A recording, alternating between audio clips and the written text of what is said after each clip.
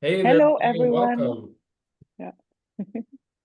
Thanks for making time to be with us today. We've got a great panel organized for you. Andy, it's good to see you. I assume that means you've got some rain at your farm. I know the olive harvest is starting for a lot of you, so it's wonderful that you're able to make it. And I hope that we can impart some new ideas and some success and some hope through our panel today. Paula, I'm going to let you take over with an introduction on the community before we start our discussion. Sounds good. Yeah, so I'm super happy that everyone connected.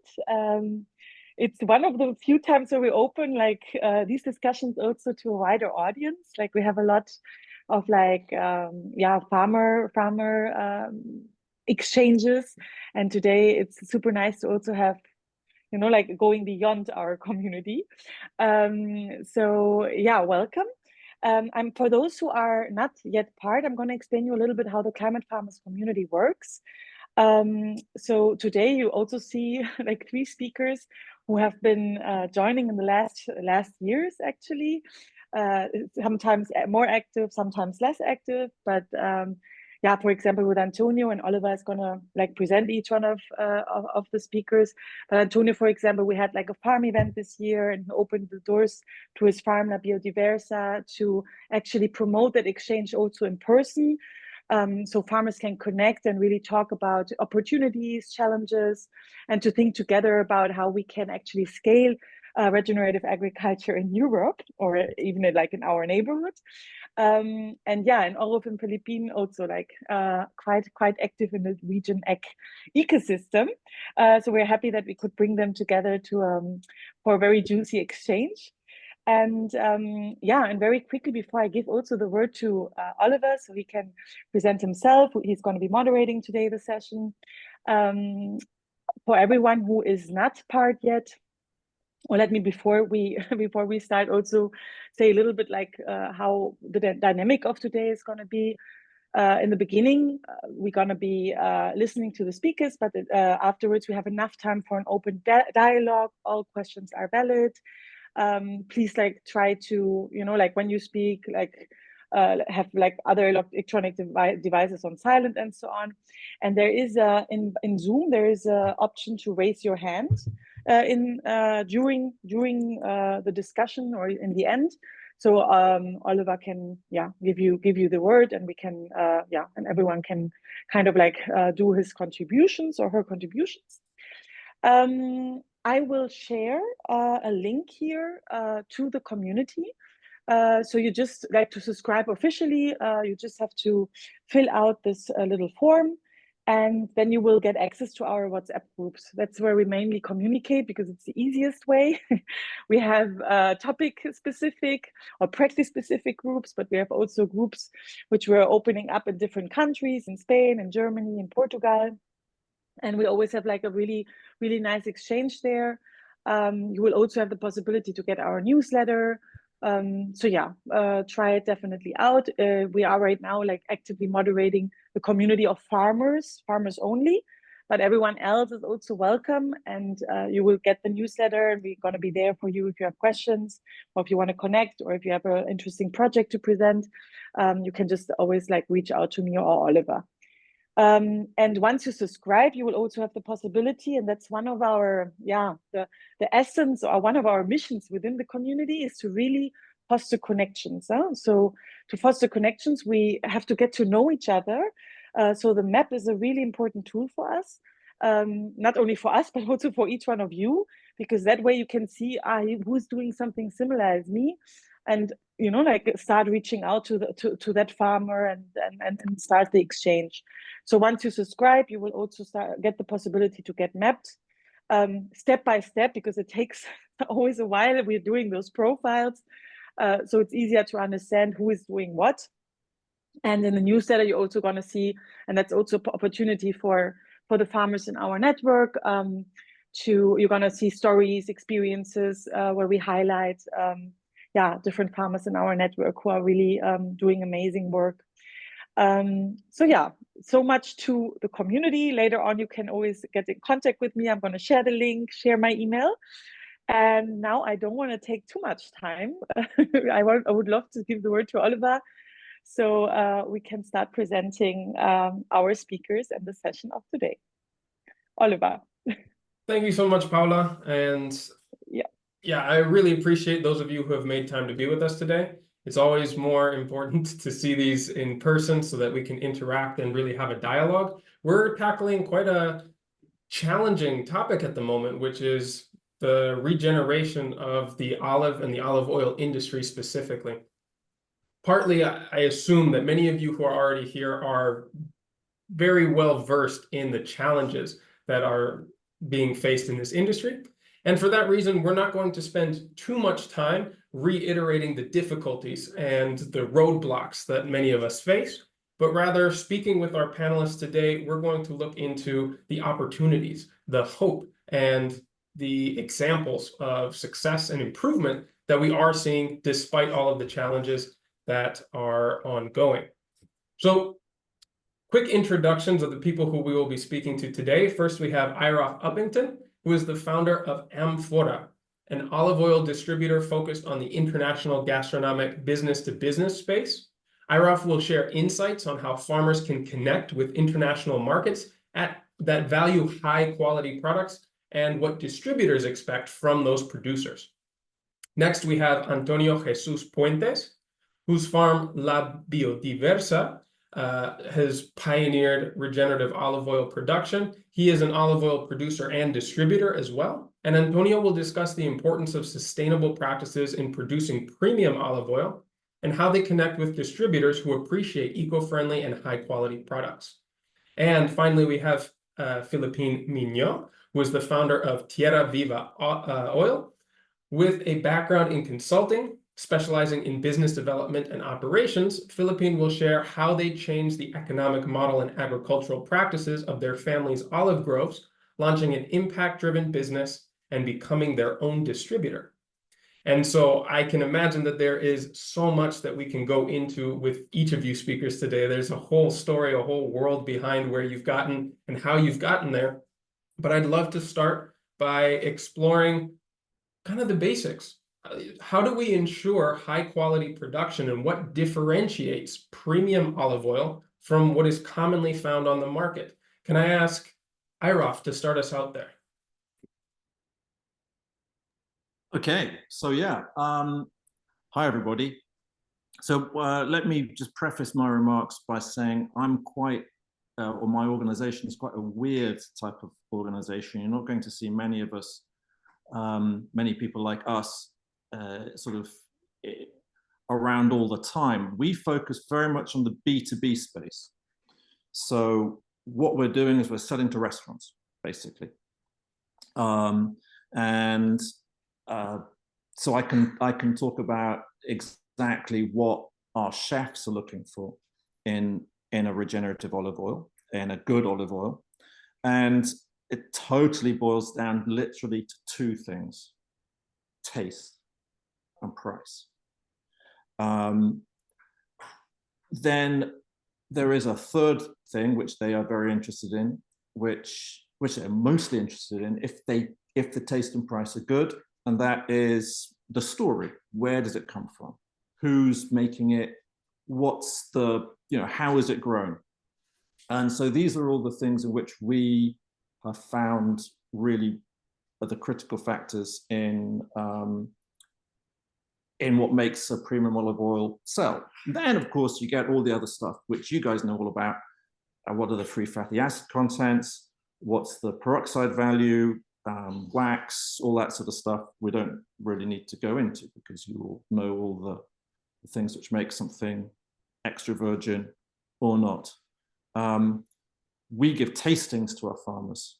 We have around 10 different farmers on our platform. We'll take 3 or 4 different olive oils to that restaurant. We offer a tasting. Chefs choose the one they like the most. And in terms of taste, we found most farmers are really interested in mild olive oil, which is quite different from what if you're going to win a lot of prizes at the New York, olive oil competitions, it's not necessarily going to be something that is going to sell well with a chef who's using it and is tasting it and comparing it to other olive oils. So they like fruity qualities, a bit of spice, not too much, but it should be a bit spicy. And yeah, then something else, something herby, something buttery, something creamy, a good mouthfeel. That's all very important. And that, I mean, I think is what creates a premium olive oil in our world. Thank you, Iraf. And Philippine, in your experience in working from the production side and in distribution, how have you seen the transformation of the products that you create and how you sell them through land management practices and also the quality of the final product? Thanks, Oliver, for the introduction. And for us, so we've moved away, or we are gradually moving away from the traditional model here in Andalusia, which consists in bringing the olives to a cooperative. And part of our production is still brought to the cooperative.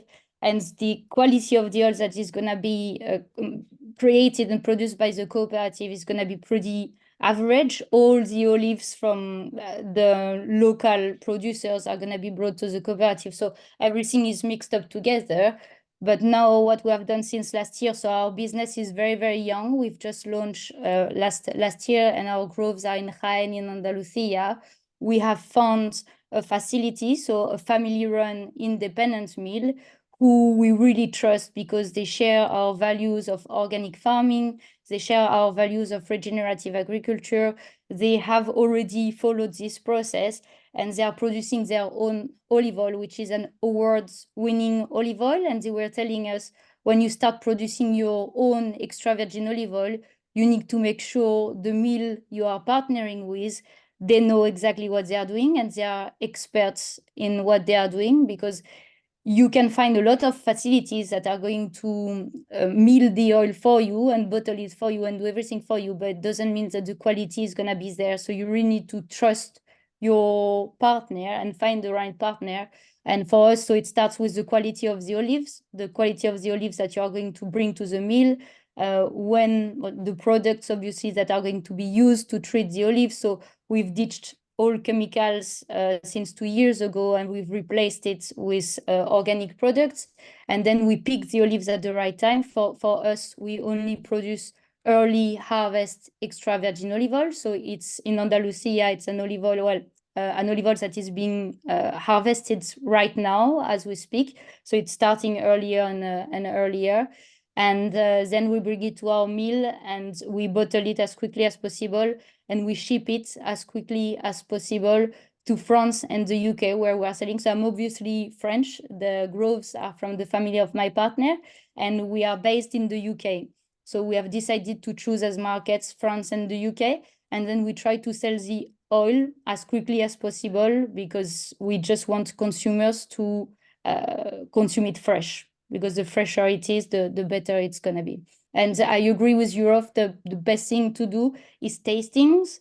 So for consumers to really understand the difference between an average olive oil that is probably not going to be extra virgin that you will find in big retailers, and a true, authentic extra virgin olive oil, you need to taste it. And when we do tastings, so we do tastings in shops, we do private tastings, we do tasting in the market, we always include a really bad olive oil, so a very average olive oil from a big supermarket, just so customers can really see the difference. And when they try it side by side, it's just like very obvious which one is extra virgin olive oil, and they are usually shocked by how powerful it is, especially ours. There is a Picual variety. So Picual is really, really intense on the palate, very robust, a bit spicy, a bit bitter. So often they are quite shocked by the power of the extra virgin olive oil, but then it becomes quickly addictive. And these are their words. That's wonderful. And Antonio, can you share with us from your experience as well the differentiating factors between a common and an exceptional olive oil, as well as how you work with buyers and producers in order to ensure that type of quality? Yes, hello everyone. It is a pleasure for me to be here with you, and also thank you to Climate Farmers to arrange the meeting. It's really nice to join all of us and take this vision that sometimes when we go to the hard moments, it is very helpful to know that there are more people that believe in this kind of system. This is really nice. So about us, we start our project like managing the farm 20 years ago. And it was because we had a really big problem with the erosion. So we had to go to cover the soil with the grass and control it. So we start here, and then little by little, my brother and me, we didn't have so much time to start with the business about to elaborate our own olive oil. But then little by little, we could check that all the regenerative techniques that we were doing were really special, and then also all of them were protecting the oil, the trees. So we detect here a differentiation in the farm control. But then also we study everything about the olive oil, about the quality. We are tasters about the olive oil. We would like to give this special part to the oil.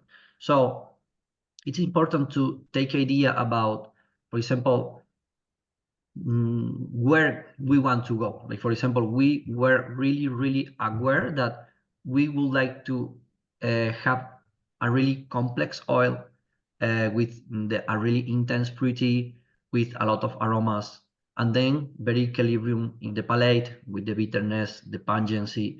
So to take at this point, we start to work.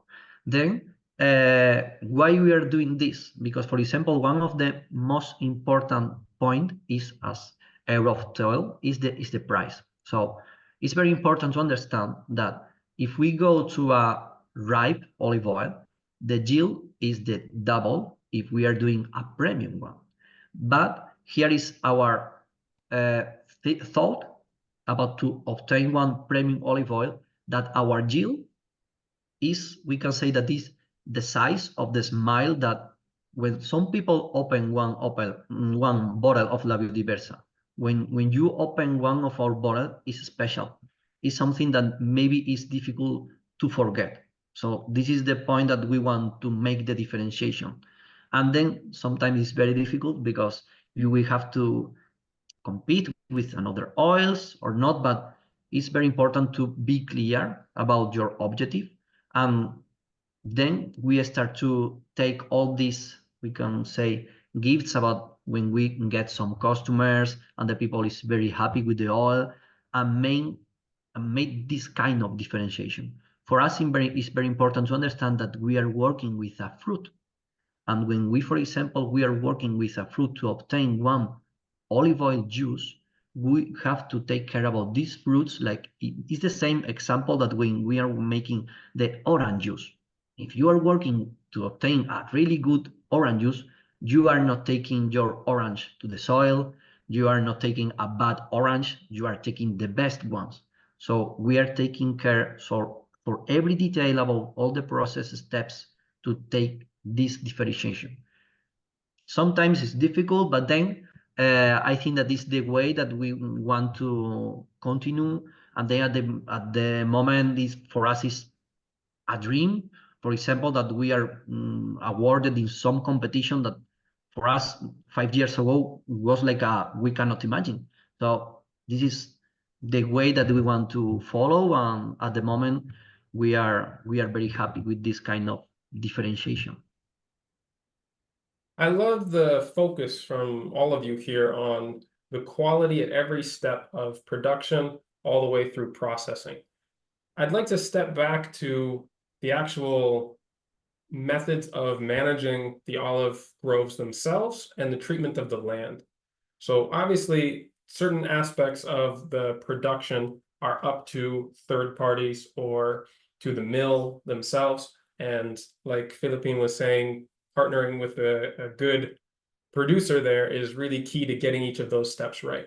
So going back to the field, have we found any particular practices any ways of caring for the trees, especially as we go into more drought periods, higher temperatures, and other things that are stressful for the plants that lead to the highest quality production of the primary product.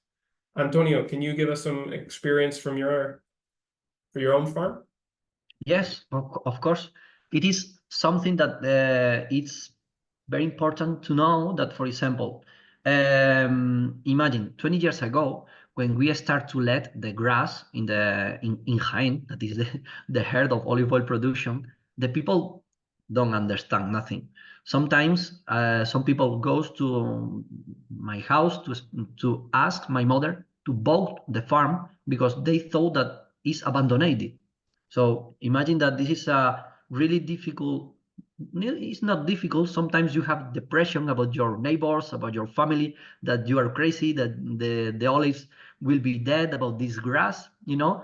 And then, for example, imagine about the logistics. For example, 20 years ago, it was very difficult to find any machine to cut the grass. So my brother and me start to make manually in all the farm. So it was very difficult. So but little by little, we understand to control it with some partners that come with their tractors to work in our farm with some special cut grasses that are for another crops, not for olives. And for example, then also our first step was to control the grass, and we start to sow different plants that also Philippine and me, we were sharing some comments about how to do it. So at the beginning, we start to making different trials with cereals and also with plant that is Lolium perenne, that at the moment was like the best one for the cover, but it was a disaster because we start with this little plant, and this then was really difficult to manage. We have to cut every 3 months because it was a disaster. And then we understand that it was really good, this kind of practice, to activate the soil, and the soil itself start to compete with these seeds, with the autochthonous seeds that start to cover all the soil, and it was fantastic. For example, for one illness, when the soil start to make this regeneration, for us in Jaén is a very important problem with one illness that is called Verticillium daliae. It is a fungi that is working with the cotton crop, and in our region, in the Guadalquivir Valley, there are a lot of cotton crops. So imagine, but maybe 20 or 30 years ago. But then when the olives go, and especially the picual variety, that is also the variety that we are working, this fungi attack the picual variety. But because in the soil there is nothing, only the tree and the fungi. So in our farm, we have 250 trees, and of them was 25 trees diagnosed with verticillium. And then 15 years ago, we start to recover all of them because this kind of regeneration, to give this life to the soil. Then sometimes about the fertilization, another history. It's very important about, in our opinion, in our experience, it's very important to know the logistics about your farm and the tools that you have. Because, for example, in our first time that we make our own compost, we go to the farm with 30 tons of this kind of it was about sheep, a lot of mixing the compost, and we start to work with this by hand. So imagine, the work was huge, and my brother and me was all the weekends working there. But then, for example, the structure that this compost gives to the soil, there is no price. There is something incredible, that all the life that give to the soil. But then we start to discover some suppliers that give to us the compost already done. So now it's very easy. So at the beginning, some practices are really difficult, and then little by little, you are going to obtain this kind of things. Then if we are going to make the differentiation, we start to understand that there are some customers that are very aware about the hardest, about these topics, about these practices, and it's very important to be clear and explain really well. This is something about our example. We have more, but maybe Philippine maybe that have more examples. Yeah, Philippine, why don't you tell us about your own practices and how you have seen the changes show up in the quality of the end product? Yeah, it was very interesting, Nuno, what you were saying, or Antonio, sorry. So for us, we've changed our practices just last year, and because we've always, so it's my father-in-law who is taking care of the fields, and before my father-in-law, it was the dad of my father-in-law. So it's been, you know, like practices that we've used for generations, and they are very traditional, and the big thing is the grass management. So we were also part of the farmers that would use a lot of herbicides for grass management, because malas hierbas have really bad reputation. So malas hierbas are weeds, but what we've learned, because we've hired an expert in organic growths to help us through this transition, he said that there is no such thing as malas hierbas. And actually, all hierbas, all grass are good for the fields, because they are there to protect the soil and to retain the water and to prevent erosion and to bring some nutrients and some organic matter to the soil. So for us and for my father-in-law, it was a complete change of perspective. And now we had to care for the grass rather than try and eradicate the grass. And the first thing that we've done with this expert we have hired is analysis, so leaves analysis, to identify what the trees were lacking. So the trees were not, they were not too bad, but they had some illnesses, and they had a lot of deficits in nitrogen, deficits in phosphorus, in different things. So we first identify what the trees were lacking, and then our experts advised on the best treatments for the trees. So we ditched the chemicals, as I mentioned earlier, and we changed our products for a brand he recommended, so organic products of the brand Valesa. And we've just followed exactly what he told us in the proportion that he told us at the right time as well. So there is a time, so he advised us to do 4 treatments, and there is one that should be applied straight away after the harvest. So for us, probably it will be November time, and it just needs to be the right product. It needs to be created product. It needs to be at the right time, so before it rains, basically. And there is no point to treat if it's not gonna rain. There is no point to treat at the wrong time. So this was the first thing, using the right products at the right time. And then also pruning is very important. So he was coming to the field. So we have 7 different fincas, and he was assessing the pruning. Is it done correctly? When is it done? So for him, he advised us to do it as soon as possible in the winter. So probably in January time, when the trees are hibernating. So the trees are kind of sleeping. And he said that's the best time to do it. And he said that it was done well. But if he had told us that actually the person who is pruning our tree is not doing it the way that he should be doing it, we probably would have changed, or we probably would have put our expert in touch with the experts that is pruning our trees, because it's like a really, really important part of caring for your groves. And these were the most important aspect. And then grass management. So now we are experimenting with soil cover and different seeds, because we have a lot of tall grass in the fields, and this tall grass, they do compete at some point with the tree for water.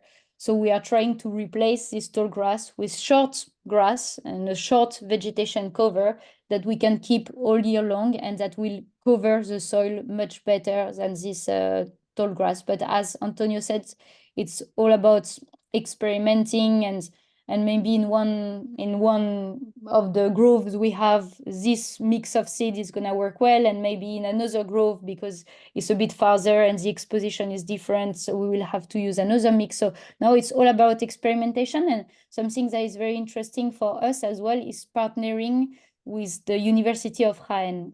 So the University of Jaén, they have a project that is all about soil regeneration, and they want to experiment with different seeds to see which vegetation cover is going to be the best locally and is going to be the most efficient for olive growth. So it's interesting as well to try and see, do research projects with a local university or with the European Union, because there is not always a lot of paperwork necessary, and very often they are going to cover the costs of the seeds, and they are going to cover the cost of the machinery if there is a need for machinery, and then it's great because you can do different areas with different seeds, and you can see what works best, and then you can just replicate this for the years to come. And yeah, for us it's just like really a really important aspect is the collaboration and the research projects. Thank you, Philippine. And Irof, can you tell me about the farmers that you work with, and if there are any commonalities in their management practices that lead to the quality of oil that you're looking for?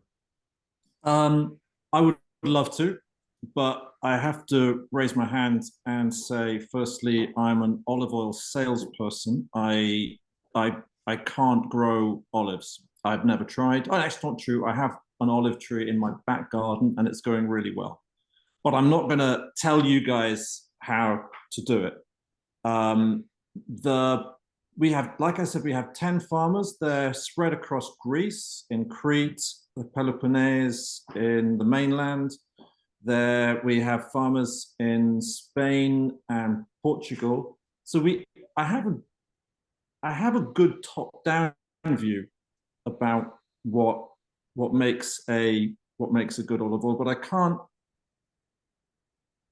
There just seems to be so many different factors, and so much of it seems to come down to what I live in a French-speaking part of Switzerland, and so what we call terroir, the sort of that character of that area, that character of the soil.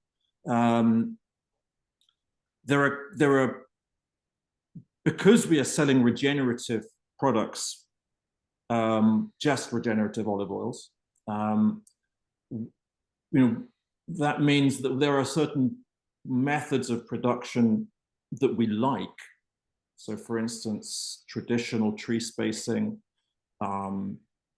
We love to see like a varied ground cover, like a very biodiverse ground cover, like with lots of shrubs and herbs and grass. The variety of the olive oil is obviously incredibly important, for taste and for adapting to the local circumstances. But the majority of Greek oils are Koroniki, but we've got Koronikis that just taste absolutely different, coming from different parts of Greece. So yeah, I'd love to be able to tell you more. And we've done some experiments we've tried to find commonalities between our farmers in local areas. So we've done something in Crete. We sent a student from the University of Geneva to go and look at our farmers' soils and do soil analysis, and then look at other farmers' soils in the neighborhoods. And we assumed that our farmers' olive oil is a better olive oil than the neighbors, obviously. And so it does seem that no-till makes a big difference. Our farmers had much higher organic matter and carbon content than the neighbors. And, there are lots and lots of ways of achieving that. So really, from a non-anecdotal perspective, those are the only things I can really tell you. But it's also really valuable to generation. And that's a whole can of worms. And maybe we want to shelve that and talk about other stuff first. No worries. It's really insightful to see this from outside perspectives as well, from the people who are down on the ground working with the olive trees themselves, but as well as what is being valued and who has a pattern vision of different producers from very different parts of the continent. Now, I'd like to go from this distinguishing of the quality of the product and how that can be achieved, now to going into the management of the business and the creation of a brand that helps to communicate the value of what is a different product. Philippine, can you tell us the journey that you've taken to move from selling to the cooperatives, which is the most common, at least in our area, to developing your own brand and why you would do that? Yes, thanks, Oliver. I think I would like to start by saying we've launched the brand and the company in the same week our son was born. So I don't say this to talk about our son, but it's just to say that actually you don't need a lot of time to start your own business. You just need to start really small and experiment, and then, you know, take it further and improve and develop the business year on year. But we had really, really little time and we were sleeping really, really little, and we still managed to launch the business. So there are a few hacks that you can, you know, there are companies like Shopify. So Shopify is an e-commerce platform. And with Shopify, you can create your own website in a matter of hours. And they have a lot of integrations ready. It's really straightforward. It's really easy. I'm not like a super IT well-versed person. I'm not a developer. I don't know how to code, but with Shopify, it was really, really easy to create a website and to start selling pretty quickly. So we started by trying to create the brand and the brand identity and understanding what message we wanted to convey. And that's why we're called Tierra Viva, because Tierra Viva means living earth and living soil in Spanish. And it really embodies our core mission.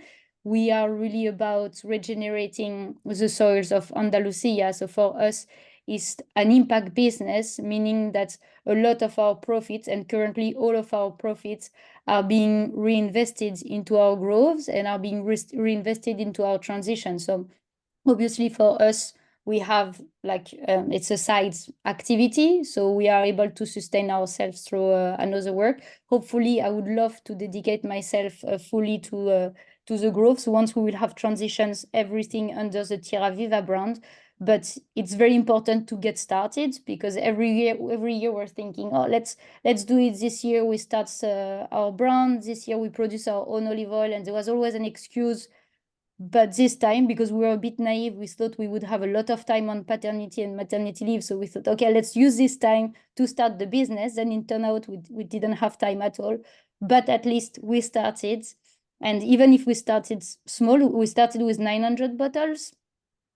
We managed to sell everything, and the feedback was amazing. We started with our network of family and friends first to kind of test the product, test the website, test the checkout, make sure everything was working. And then you go a bit wider. So close network, then larger network. You talk to the friends of your friends, you talk to your professional network, you start activating your communication channels. So it's probably a newsletter, LinkedIn for me, because I'm quite active on LinkedIn, and Instagram. Instagram, we haven't done much, but we are on Instagram, and it's the most important. And even if we haven't done much on Instagram, we've managed to sell everything. So even if you don't like social media and you are not an expert and you don't want to do a lot of social media, you need to have a basis, but you don't need to post every day and you don't need to do a lot. We'll have to focus a bit more time on this now that we want to grow, but initially you can do very, very little, and you need to do something simple and cheap and effective, and that's it. So if your meal is offering you a lot of solutions for your problem, so maybe they're offering you the bottles, they're offering you to print the labels, they're offering you the boxes to pack everything, just take it and you'll do better next year, even if it's not like the best quality. So for us, we were finding that our labels, the quality of the prints was not the best. Doesn't matter, and it didn't matter to the customer, and we are just doing better this year, and we are going to like a print shop where we will have like really premium high quality labels. And then for transport, for example, there's this company called Transglobal, and Transglobal can compare all the transporters that there are. They can help you a little bit with the customs paperwork, because exporting to the UK is a bit of a nightmare. But even if you don't know how to do it, you can figure out how to do it. And once you know, it's like for this year, it's going to be much, much easier. So all this to say, I guess that you don't need a lot of time and you don't need a lot of resources to just try and start producing your own olive oil and create your own brand and start selling. Really like the advice there, especially on starting small, making sure that you get something to stick and then improve from there. Antonio, can you share with us your experience about building the Biodiversa brand and some of the key considerations that others might be able to use in their own efforts? Yes, well, I think that Philippine sum up really well. We start also almost like she said, small, because for example, at the beginning, you are thinking about all the problem that you have, and then it's more to let's start, and then we will see. It's like that. It's not so much. So at the beginning, for example, my brother is working at the university. I was working abroad of Spain, and we were managing the farm, like only the farm, only in the farm side. But then I was working in some companies about olive oil commercialization, and every year I saw that when we were connecting with different customers, I could check that the thing that we were doing was special, because we have the tradition, because this farm is was bought for our great grandfather. Then my brother and me has this experience to apply all the steps to do it, and then we knew to elaborate a really good olive oil. So let's start.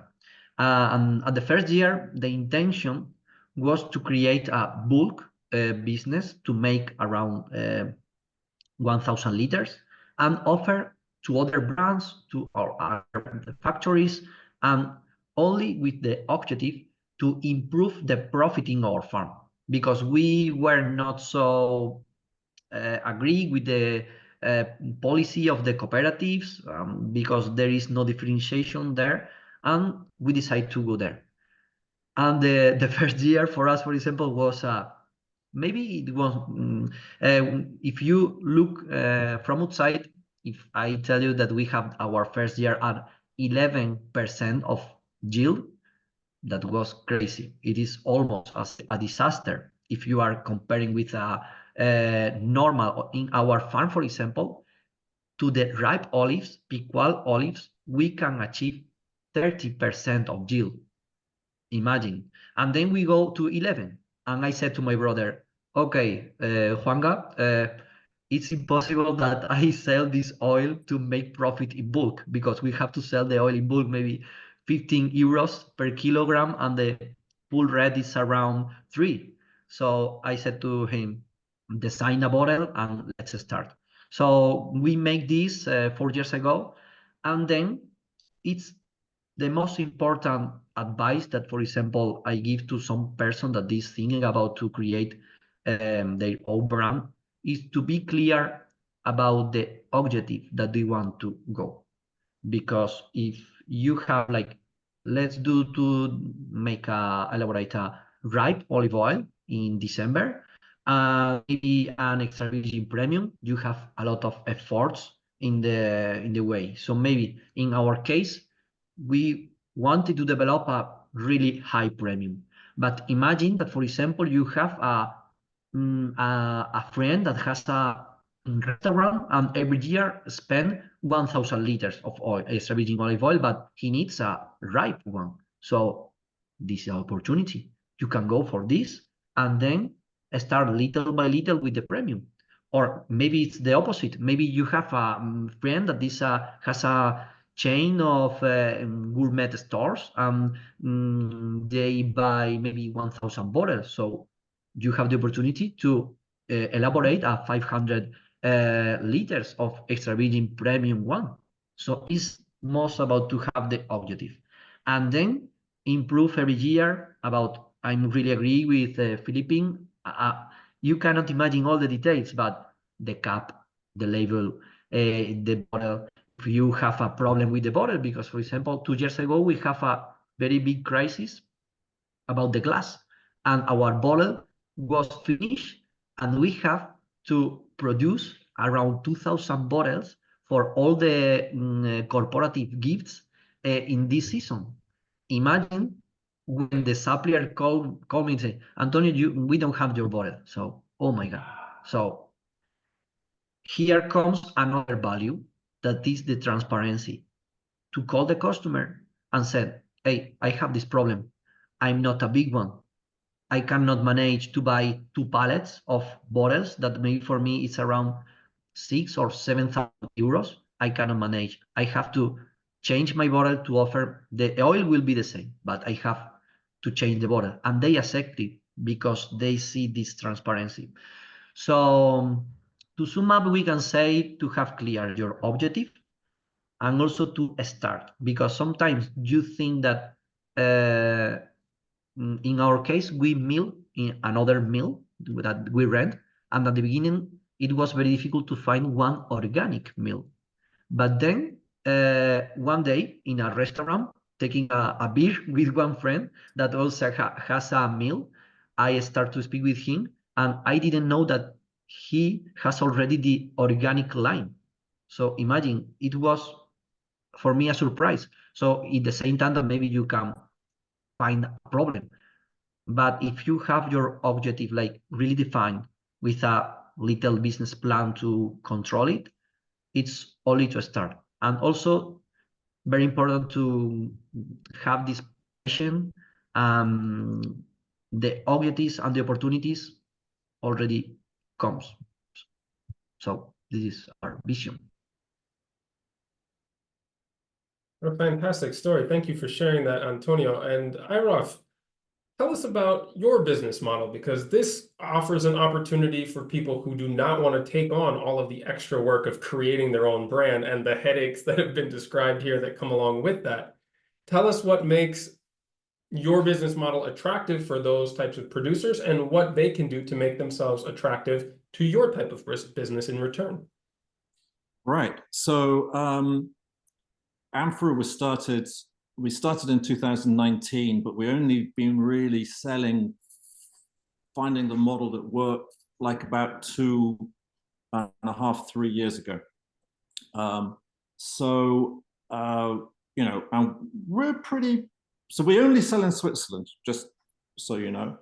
But within Switzerland, we're pretty successful. We sell in Geneva and Zurich, and we've just started selling in St. Gallen, and we have a very direct model.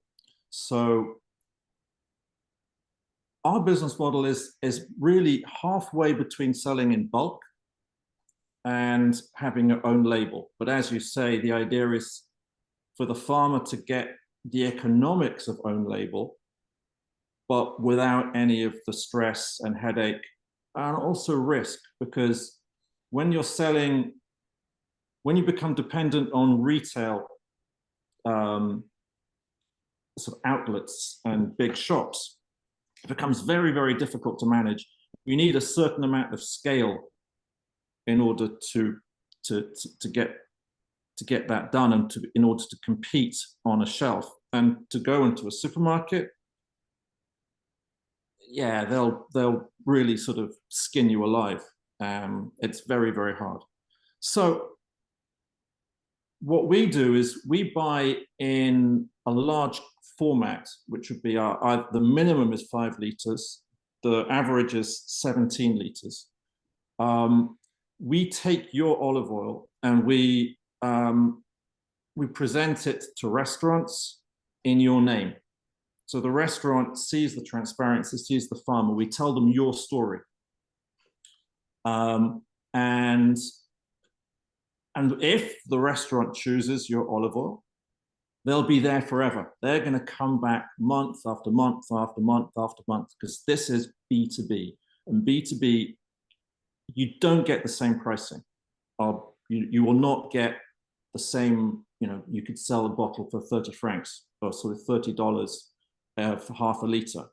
And you'd be selling it wholesale. So you'd probably be getting what, 20 euros or $20 or 20 francs for that.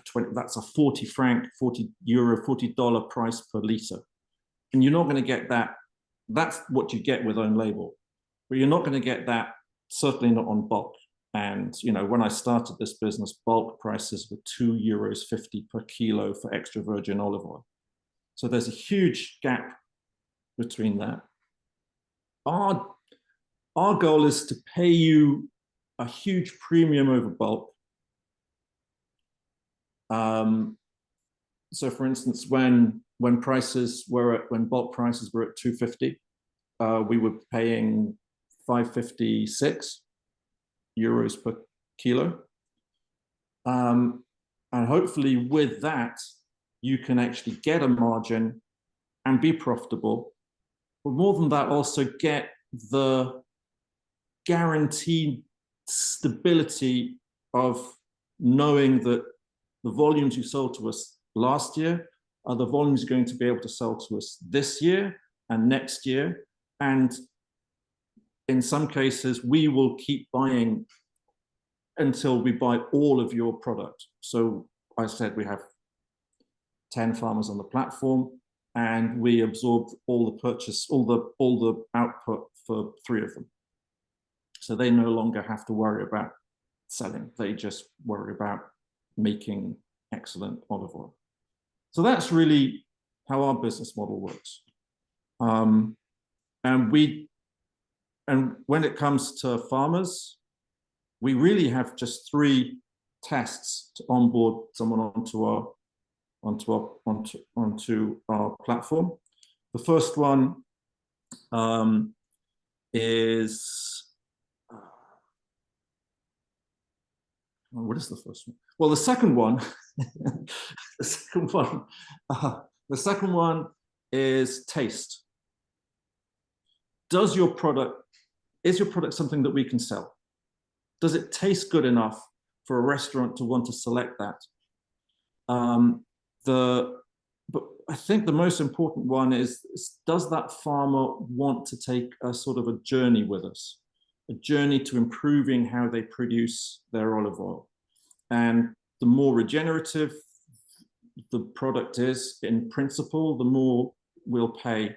There'll be little increments of sort of payments. And so, and the first one, which is the most important, is can you make 5 tons of olive oil a year? Because it's very hard for us to work with very, very, very small farmers. But a medium to small farmer, no problem. And those are the people who we exist for. Very interesting. I'm really glad that there are some stages at which people can entertain the options of how they get their product to market. And going back to Antonio, can you tell us about where you look to sell your products? Is it directly to the end consumer? And how are you getting the word out? How are you telling your story to communicate the value to the people you're selling to? Yes, well, it was also very important because our first idea, as I told you, was to buy in bulk, okay? But we found this, this is the farm side. You cannot control it. This is the magic part of the olive oil, that this is about, if you don't have passion about this, it's very difficult to control. But then imagine, for us, this was the first to thought about the bulk. Then we start to thought about gourmet stores. So we start with this to make to look for this gourmet store, and then we found that maybe we have to go more to the B2C 100% to find final customers. So we decide to start to work really hard in social media, mainly Instagram, and then also to start the oleotourism or biotourism that we are working with.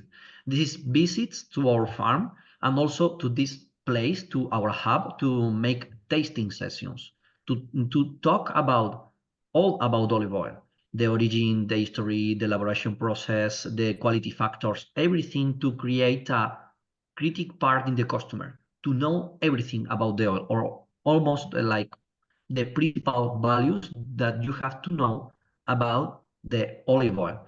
Then we present La Biodiversa, okay, in our meetings, in our sessions.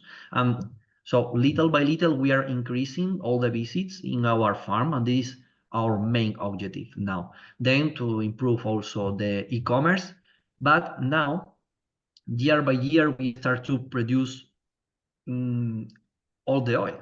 Then, so we start to look for another customer. So because we have a small quantity, we have to go to the final customer, to the B2C 100%, to the e-commerce, to the visits. But then we have more production to start to think to go to more gourmet stores that they have to work also with their profits, and also to B2C or even distributors. But imagine if you have to distribution, you have to let the margin for the distributor and then for the shop. So you are decreasing your profit, and if you are producing really less quantity, maybe you have a problem with your profit there. So now that we are increasing our productions, we can study the option to go to distribution. And then this is the idea. What is the idea? That the main objective that start with La Biodiversa was to create a natural, sustainable balance in our farm. Then we can start to apply La Biodiversa method to another farms. Like, for example, imagine you have a really nice history about the cousin of my mom. He has a tractor and he's working in our farm.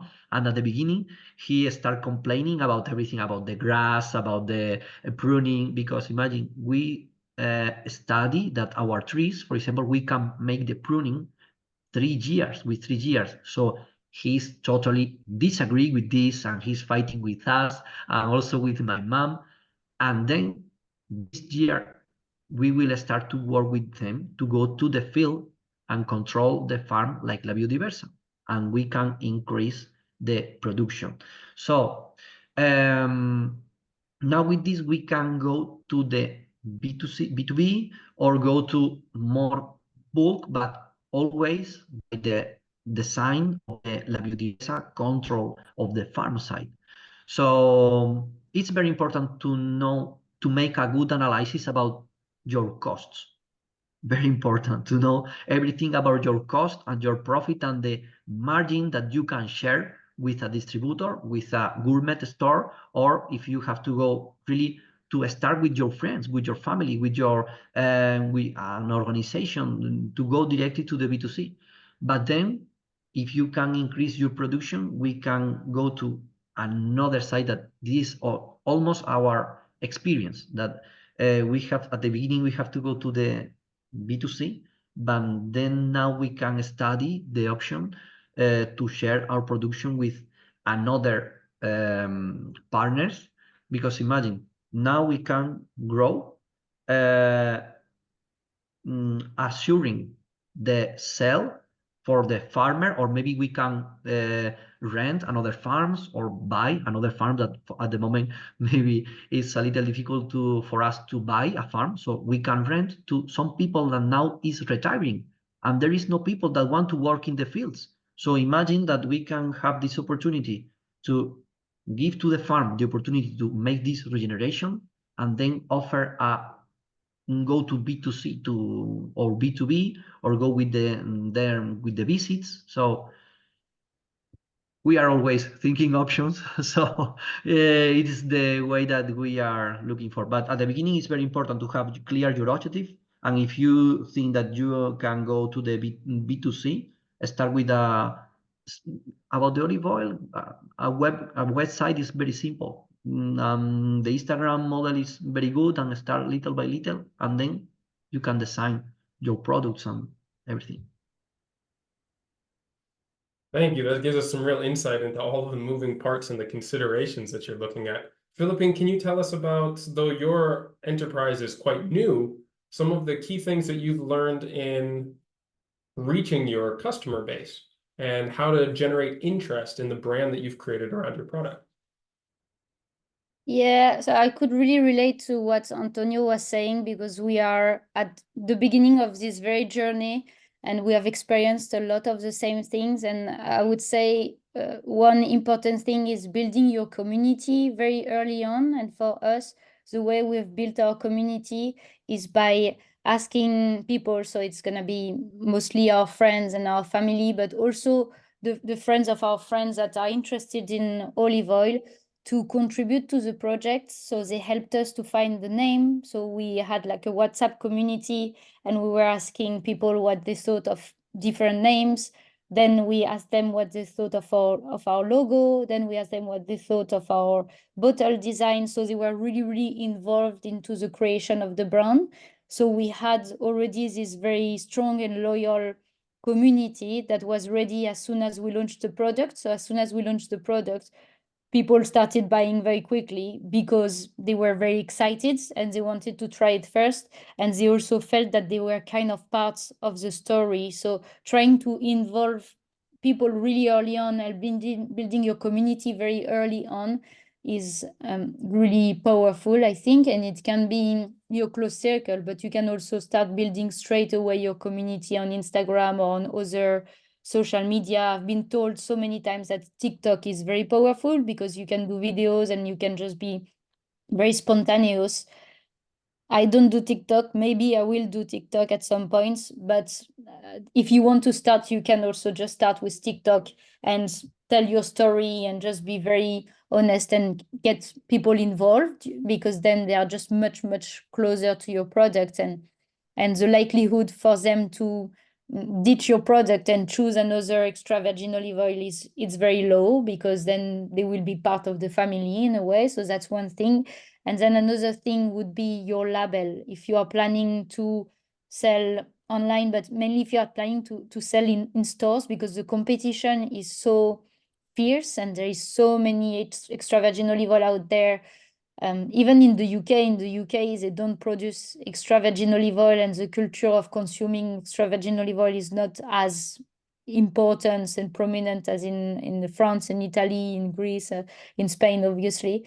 But the competition is fierce. So the only way you are going to be differentiating yourself from the competition is your label. So making sure you have something that is really attractive, maybe something that is very modern, maybe something that conveys your mission or your unique selling point really quickly.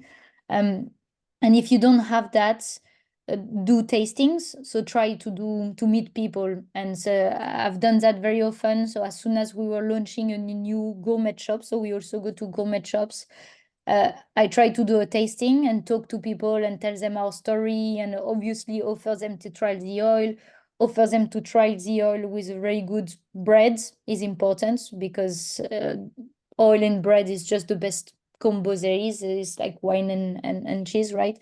So all of these things make people know your story, and they bring them much closer to your brand, and then you'll build your community in that way. And the format of the bottle for us, we went with 1/4 of a liter to start with, just because our volumes were so low. Last year, we lost 70% of our production due to the droughts.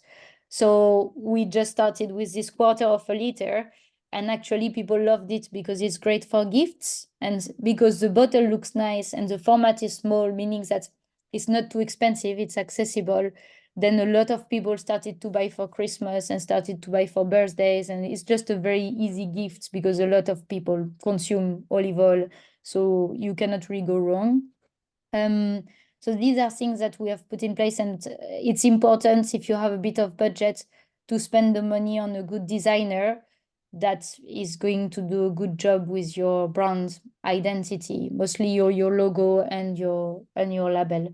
And then we did, like Antonio, we started online. Online is the most interesting because there is no commission, or the commission of your website is very low. But if you go to gourmet shops, then the commission in average is going to be 35%. So they will take 35% of the selling price. And some shops even take up to 45%. So for us, we didn't really realize that when we planned our product margin. And that's what Antonio said. You really need to know about your cost and your margin, and factor in that some shops will be selling maybe much more than what you can sell online, but they will take a lot from you. So the best you can do is sell online, but it's very difficult. So that's why also your strategy of going B2B and going to restaurants can be really profitable if you have a lot of volumes. But then for the pickle oil, because it's quite strong and it's more of a finishing oil than a cooking oil, it's a different sell to the restaurants, and the volumes are not going to be that high because it's not going to be for cooking. It's just going to be for tasting and finishing and doing, like, trying as a starter.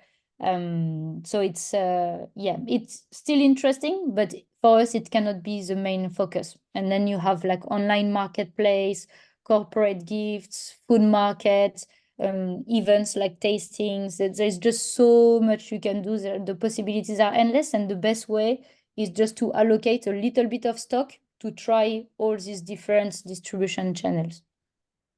Marvelous. Look, we've discussed so many different ideas, some great advice from each person's story, and the different perspectives you all come from. I want to end on one important question and quick answers here before we get into the question and answer section.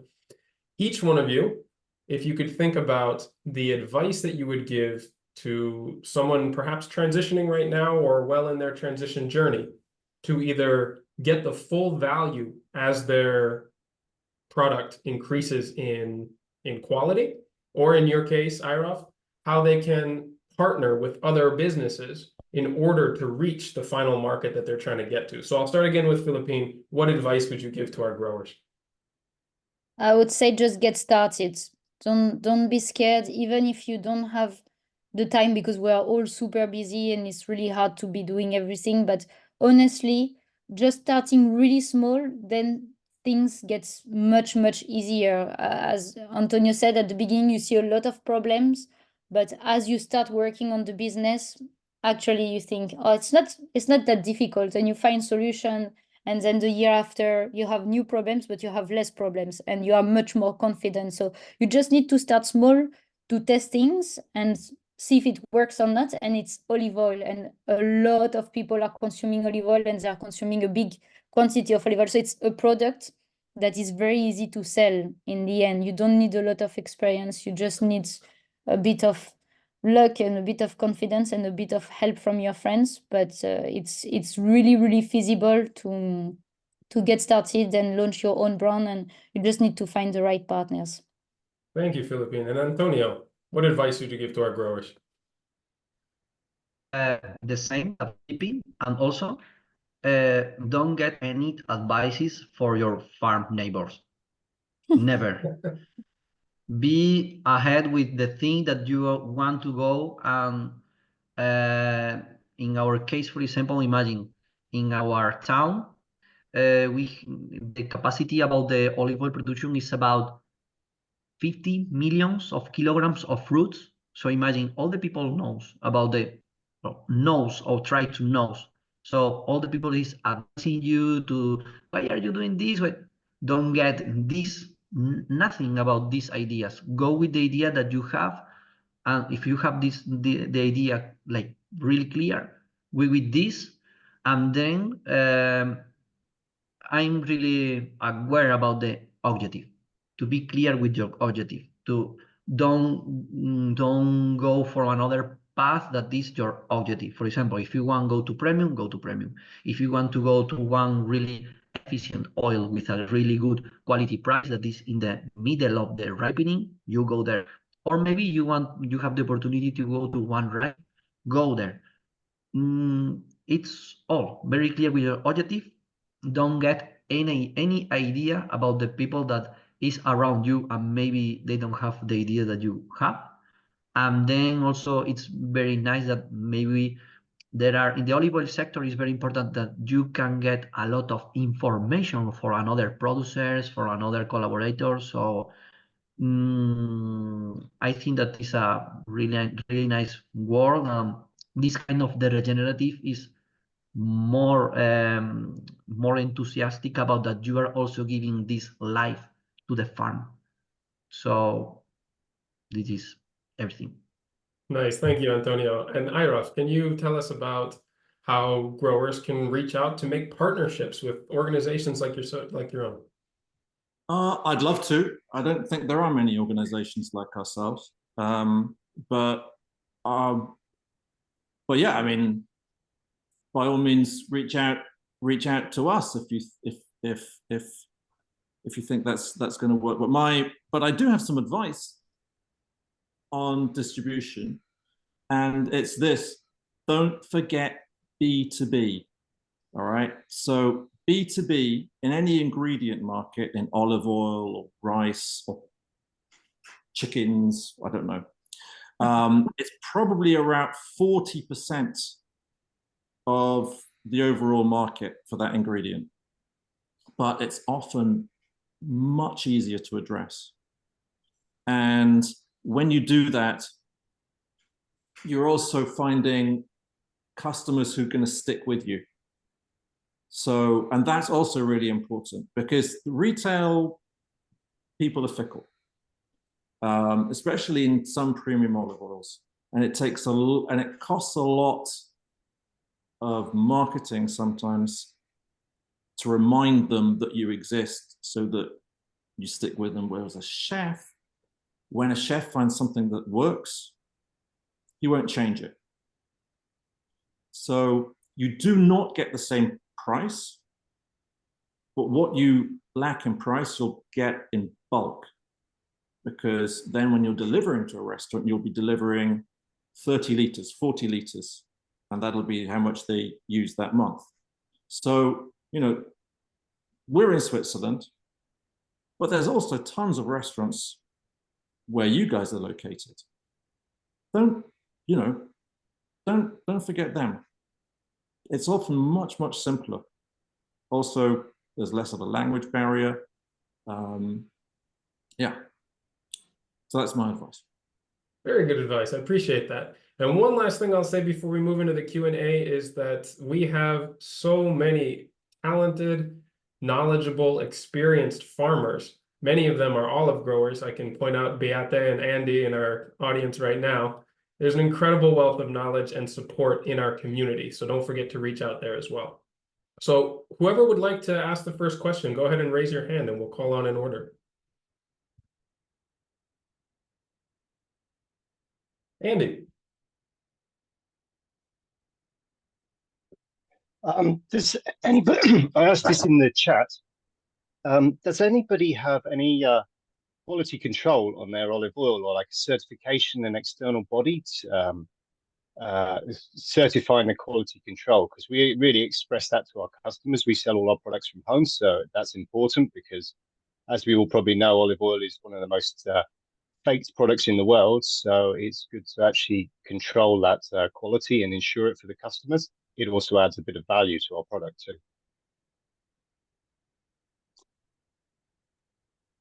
So for us, we have, I mean, is it about quality? I guess not. It's more about like the organic certification. So we are being certified by the CAA, CAAA, and it's a 3 years process normally. And they come to the farm, and you have to fill out quite a bit of paperwork. But again, it's not that difficult, and it's not the end of the world.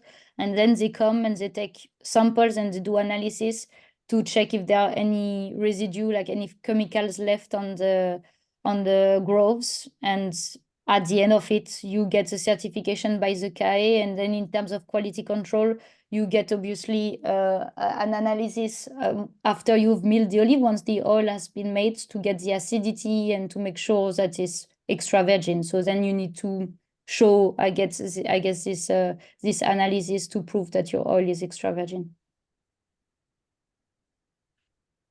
Yeah, we've got the same with extra virgin organic olive oil. We've got the organic certification, and then we have You might see it here. This DOSI label, this is our local certification body. We pay them about 500 euros a year. And there's also a number on the side of the bottle that relates to my tank of olive oil. We normally only have 1 or 2 tanks maximum. And they also keep a sample in their laboratories. And sometimes that gets inspected. We've had olive oil taken off shelves in shops and tested against the olive oil kept in this laboratory to check that we haven't faked anything in between. My tanks are also sealed as well by these people. So that is really important for the quality control for us anyway. And that adds at least €1 to the each bottle that we sell. I don't know, Antonio. I don't think we have something like this in Spain, aside from the analysis that you have to do with the lab. Yeah, these guys do the analyzing in the lab, and then they do a full sensoric degustation to make sure it's extra virgin. And we also have to grow at least 30% of a local variety, Istrian Belitza, which gives it quite a strong, spicy flavor. Ours is about 40% normally. And this has to be explained, as many of you said, to the customers because they're not used to these strong flavors, many of them. We're selling direct to our customers, which are generally Austrians and Germans, so they're not used to such bitter flavors as we are in the Mediterranean. So this is part of our sales pitch and our quality control and ensuring a quality product as well. Yeah, it's something more or less like a DOP. It's something like that. For example, in you and me, Philippine, we are inside the region of the protected geographical indication of Jaén, that they are giving to you like a sticker about the with the analysis. You have to be a little less parameters that for the extra virgin, okay, and then ensure you to about it's the same. It's the same. Also, for example, we are working here with the variety Picual, but for example, the Montes de Toledo DOP, they also accepted the Cornicabra, that is the variety in the center of Spain. And also there are another organization, for example, QV Extra, that they are more restricted about this kind of parameters. So you have to decide also, as I said, your objective, your cost, and if you have customers that buy about this seal, okay, if it is good for you and go to the shelf directly, I want some seal like that, okay? But in our case, for example, our brand, La Biodiversa, was designed like a seal about the biodiversity that we are working with our farm. The way is more slower, but I think that the idea when some people see our brand, they are sure that there is something about biodiversity in our brand. So it's something like that. Your objective, and if you have really good results with this seal, it's amazing. I was hoping that climate farmers and being regenerative farmers in the end may also give us a secondary certification for that biodiversity and what we're doing regeneratively on the farm, because obviously we're different from many people. So what we're doing is great, but there's no certification for it. I know with Oliver, we've been working on the metrics for the biodiversity and the regenerative nature of the farm. And it's going to be good to see that come in as a certification or a quality control and standard for the customer as well. And also then you have to explain it to them as well. I think it's the next step about the regenerative agriculture, to have some measures, real measures about that we are doing about the life in your soil, in the life in your trees. We have in our farm, we have every year I see different species of ants. So imagine it's something like that to create this measure. But at the moment, for example, I'm sure that some people that understand something about farming, if they come to our farm, they say, wow, what is this? This is a cover, it's a grass that we are controlling during 20 years. So imagine the farm there. So it's something to study, and we will see. I'm sure that it will be really close to panoply. I'd like to say something. I don't, I'm okay. Yeah, there's such a thing as over certification, and it can add extra costs. And in our experience, speaking to hundreds of customers, there's a big lack of customer understanding of what many of these certifications mean. And so, we're actually trying to do something. And also regenerative agriculture, I always view it as much more of a sort of a journey than something like biological certification. You're either bio or you're not. But with regenerative agriculture, there are farmers who start off on the regenerative path and they get better over time. And then there are farmers who are, like Antonio, like Philippine, who are totally there already. But we also need to appreciate those who've started out on the journey. And as long as they're genuine about it, they also need support to get to that sort of golden standard. And so we're actually trying to create a regeneration scale, which we're going to be applying to our farmers. And this is something that, we get from visiting the farms, we get from talking to the farmers, and that regeneration scale, when you're on the Amphora platform, our brand is very much about you're a product which has been curated by us, not created, curated, and it's passed our sort of seal of approval. And then within that, we like to sort of offer customers more sort of greater differentiation between the olive oils that we have that we're offering them. So yeah, certification. By the way, all of our farmers, all of our products are certified at reputable labs. We check if you don't get on our platform, if you don't have full extra virgin certification, that includes basic taste test, the taste panel. We also make sure that you have to send us a polyphenol reading as well. And we're going to be putting everyone on each particular country to one lab that we have a relationship with, which should also cut costs for the farmers. Eurof? Yeah. A question. Do you have any range of ppm of polyphenols that you are looking for in one oil, or it's nothing special to so the average, it also depends on the year and on the region. So polyphenols have been a bit lower in Greece this year, but the average is around 350 to 400, I think, in an average year for us. And the maximum that you get? We like it if it's above 250, obviously, which is the level according to legislation that you can make the health claim. If 1 year you're at 350 and then for no fault of your own you drop to 245, where we'll still sell your olive oil. What is the maximum that you get or you check? Oh, the most we've ever had has been around 900. Okay. This year we get 730. That's very, very good. Chapeau, as they say in France.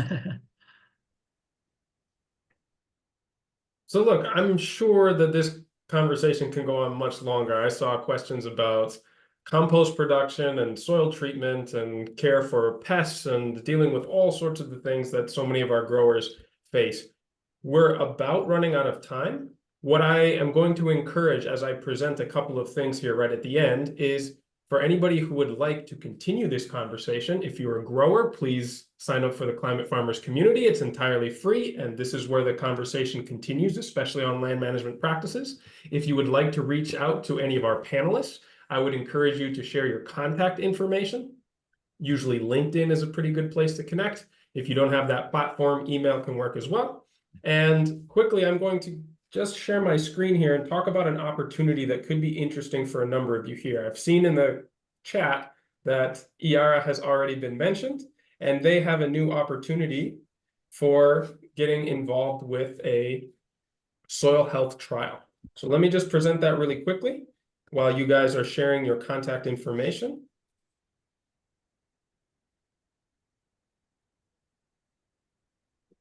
There we go.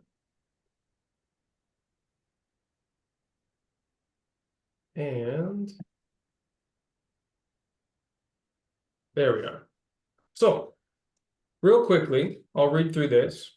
You are one of the pioneers of agriculture in Europe. Your contribution is needed. Let's come together as farmers in Europe to make a drastic debureaucratization of our work, long-term planning, security, and fair and simple payments for agri-system health and farmer livelihoods to become a reality in 2027. The reason for that year is because that is when the new CAP policy will be announced. This is working on a concept that IARA has helped to campaign on, and all of this revolves around a rethinking of the CAP policy in order to incentivize an entirely different way of farming in Europe. The simple version of it is that they propose for the next CAP to start remunerating farmers for photosynthesis and soil cover results per year and per hectare for absolute and year-over-year results, benchmarked to the result of other plots from the same pedoclimatic region and land use category in order for meaningful comparisons to be made. And in order to do this, they are launching a pilot program in which farmers will agree to have their soil measured and different statistics from their land over time so that we can make a solid case that this is a better way of sending out support to farmers than has been done in previous decades. The links are going to be shared in the chat right now, just because you're not going to be able to click on this slide. But I encourage any of you who would like to participate and be a part of moving forward a more progressive and equitable way of distributing EU resources for the farming sector to look into the details here and sign up for the program. So hopefully everybody has had a chance to share their contact information. I'm going to do one last thing before we wrap up today, which is a quick poll. This helps us to improve these panels that we do, as well as other skill exchange opportunities through the community. And I'm launching it now. So if you could just take a quick moment to answer these questions, they're all multiple choice, it's very quick. This helps us to inform what topics, what formats you're interested in, so that we can continue to give the content and the information that you guys are interested in learning about. And as you fill that out, I want to give a sincere thank you to all of our panelists, Philippine, Antonio, and Irof. It's been very helpful to get such a broad perspective and realize that there are so many opportunities and so much hope in a sector that is facing a lot of difficulties right now. And I really want to thank you all for contributing to this discussion today. Thanks a lot, Oliver. Thanks, Paola, for hosting and for having us. And thanks a lot all for attending. Bye. Thank you. So, well, nice to see you all. It was a pleasure for me. Some years ago, it's something that if you told me that we were in an organization that is looking for some regenerative agriculture, it was like something, what are you saying? So I'm really happy to be here and share our love for the olive oil, for the olive culture, to share our traditions. It is like something very special for me, for our family, for La Biodiversa. So we are really happy to get your contacts. You can go to my LinkedIn, to our Instagram. Also, if you have the opportunity to come here, it will be a pleasure to attend us in our fields, and it's everything. Thank you. Thanks, everyone. Let's keep this conversation going. I look forward to being in contact again soon with all of you. Have a great rest of your evening. Thank you, everyone. Bye-bye.